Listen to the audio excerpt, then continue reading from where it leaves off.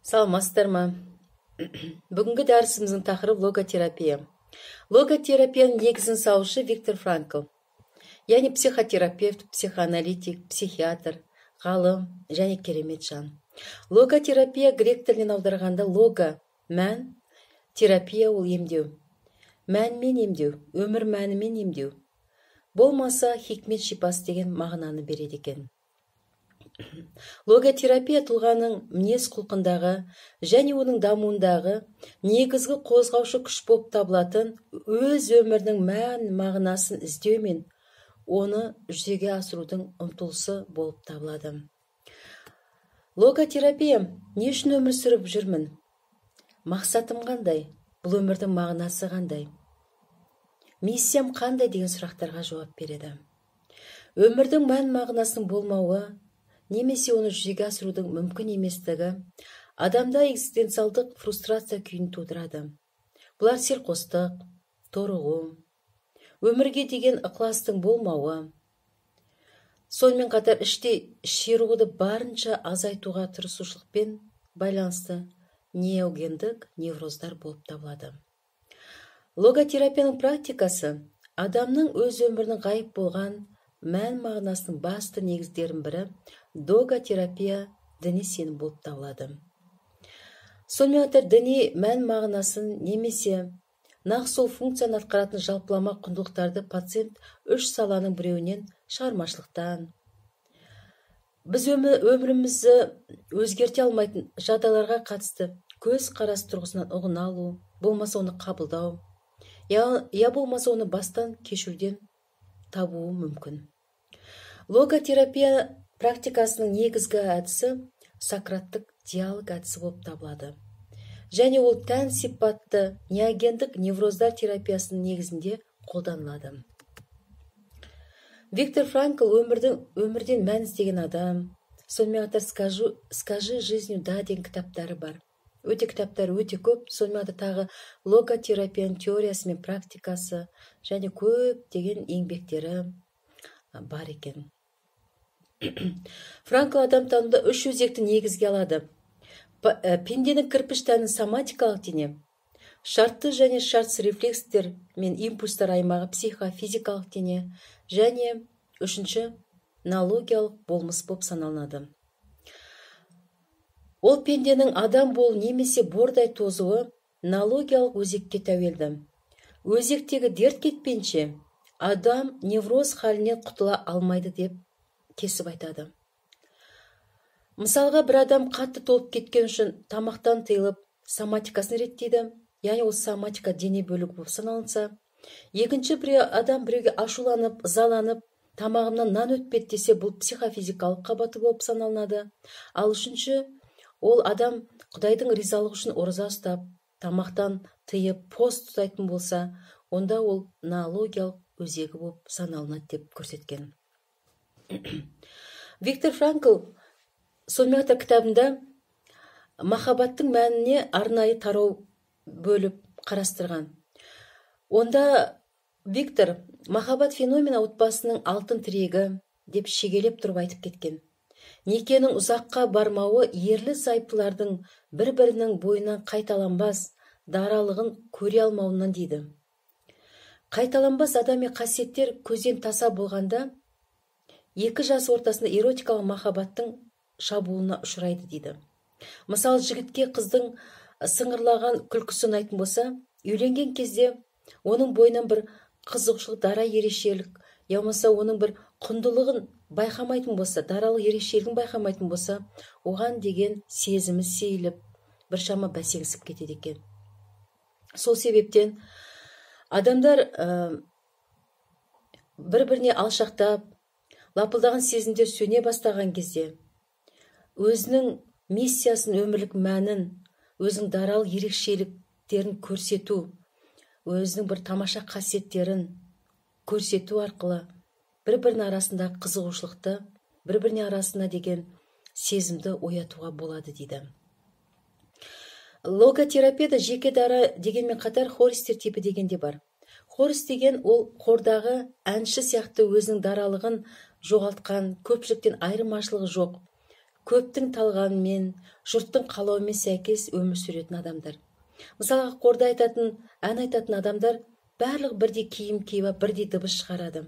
Тіпті өзің жақыныңды ол жерден көре алмайсың да. Себебі олардың бәрі бірдей киімде, бірдей дыбыста. Міне хористер типі деп отқамыз адамның бір-біріне ерекшелене алмайтын тұсы. Қазіргі таңда жастардың, қыздардың бойында осы кеңінен таралып жатыр. Бір-біріне ұқсастығы, яумаса өзінің пікірі болмай, елдің пікірімен санасуы. Яғни бұл хористер типін көрсетеді екен. Сонымен қатар, осы Виктор Франкл воскресный синдром деген синдромды анықтаманы берген. Яғни демалыс синдромы, демалыс күндегі синдром. Кейде оны воскресный невроз деп айтқан. Демалыс күндегі синдром ол не?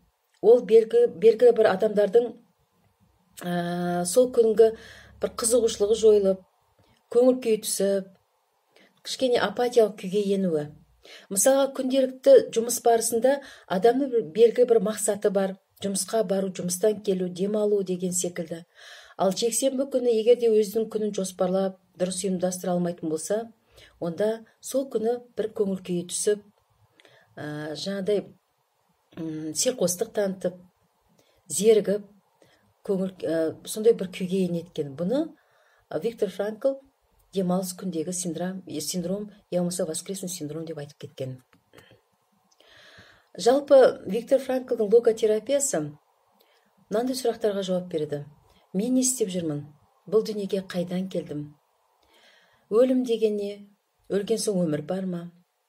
Өмір неден туындайды? Тағдыр деген не? Ар ұят деген не? Еркіндік дегеніміз не? Және жауапкершілік дегеніміз не? Еркін бола отырып, жауапкершілікті өзің мойның алу.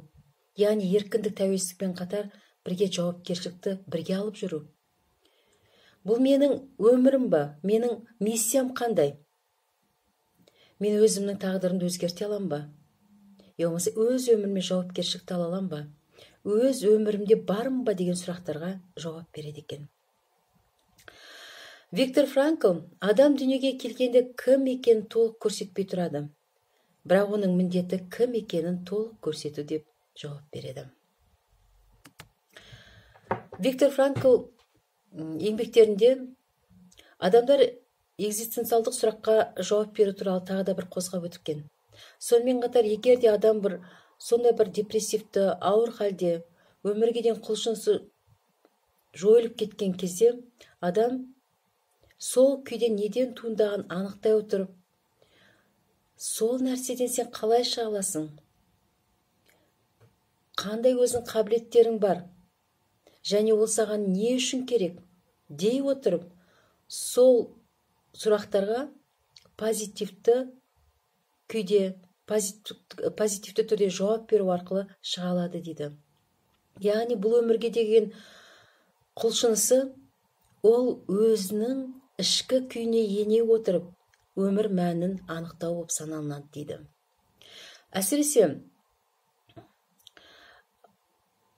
көбінесе суицидке тоқтағысы келетін, суицидтік белгілері бар адамдар осы экзистенциалды сұрақтарға жауап беруге қиналады екен және қорқады екен. Өзінің еңбектеріне былай дейді: өзін өзі таныған адам жаратушы Тәңірін де таниды деген қанатты сөзі бар. Виктор Франкл өзінің еңбек жолында психоанализбен айналысқан ғалым. Яғни ол психоанализ мектебінің 3 мектебі бар. Бірінші Фрейдтің мектебі болатын болса, екінші Альфред Адлердің мектебі, үшінші осы Виктор Франклдың логотерапия мектебі. Ол өзінің теорияларын былай деп сипаттайды: адам рахат үшін де, мәртебе үшін де емес, өмірлік мән мағына үшін өмір сүреді деген. Адам не үшін өмір сүргенін, өмір сүру керектігін түсінген адам қалай өмір сүрудің барлық қыр-сырын біледі дейді. Өзінің еңбегінде редукционистерге қарсы келген. Оның мағынасы адамның рухани болмысын байқамау, ескермеу. Адамға үлкен әлем ретінде қарауды ұстанады. өз терапиясында осы әрбір тұлғаға, өзінің терапияларында әрбір тұлғаға бір үлкен әлем деп қарап, үлкен болмысын бағалай бастайды. Бар болмысын бағалай бастайды. Жалпы Виктор Франклдың өмір баянына келетін болсақ, өте қызық. Ол жастайынан сондай бір тақуалы отбасына дүниеге келген, еврей отбасына дүниеге келген. Анасы мен әкесі дінмен хабардар болғаннан кейін өзі де дінге деген қызығушылығы мол болған.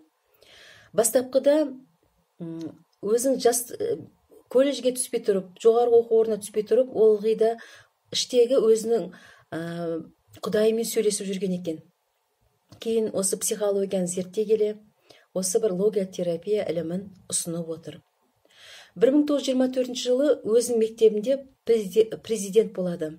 Сонда сол мектебіндегі оқушылардың аттестация кезеңінде қиналғанын байқай отырып, олардың әр қайсына сөзбен, жаңағы дене терапиясы арқылы көмек беру нәтижесінде арқасынан қағу, ямысы жаңағыдай құлшыныс сөздерді, олардың бойындағы өмірге деген бір құлшынысын ояту негізінде не үшін бұл саған керек деген сұрақтарды қоя отырып, сол кезеңдегі оқушылардың бойында бір ерекше белсенділікті танытқан.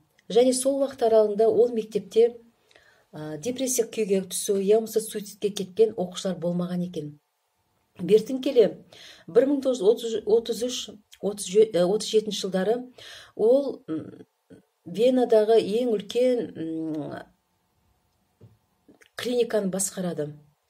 Ол клиниканы басқара отырып, осы логотерапиясының алғашқы бастамасын, практикасын сояқта жүзеге асырады.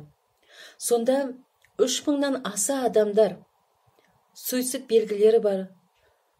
Сондай суицидке түсем деген тұлғаларды емдеп жазып шығарған. Қаншама адамның өміріне өзінің терапиясы негізінде көмек берген.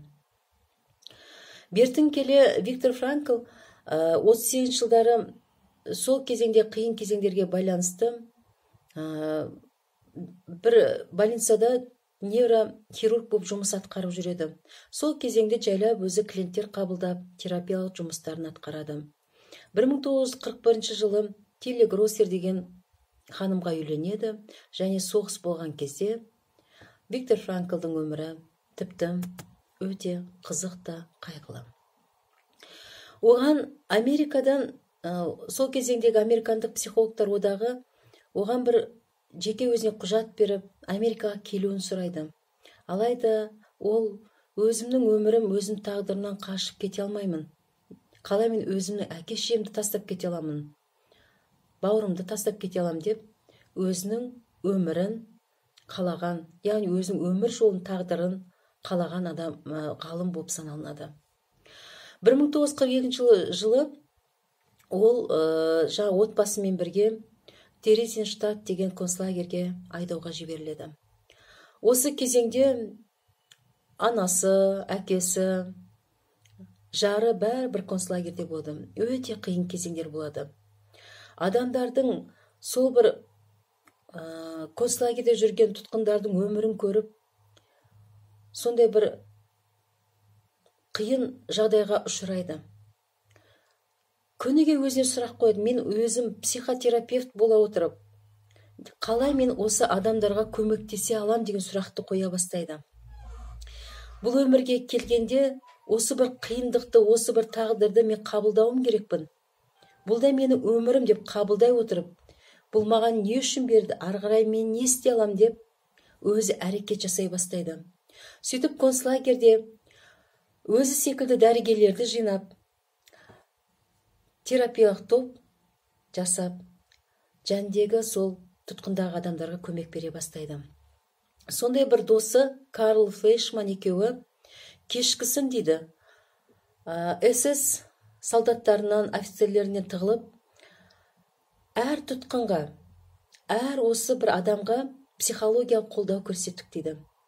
Ол айтады, адамдар дінге сену арқылы, оларға дінге сену арқылы дұға оқып, сене отырып мені құтқарады десе, ал менің логотерапиям ол адамдардың психологиялық саулығын қарау, саулығы арқылы шығу. Яғни осы қиындықты қабылдау арқылы психологиялық саулығын реттеу дейді. Осы концлагердегі бір тұтқынның әңгімесіне тоқталып өткім келеді. Ол тұтқын айтады: біз күндіз өлімде болдық дейді. Күндіз жұмыс жасадық дейді. Біз өлдік дейді.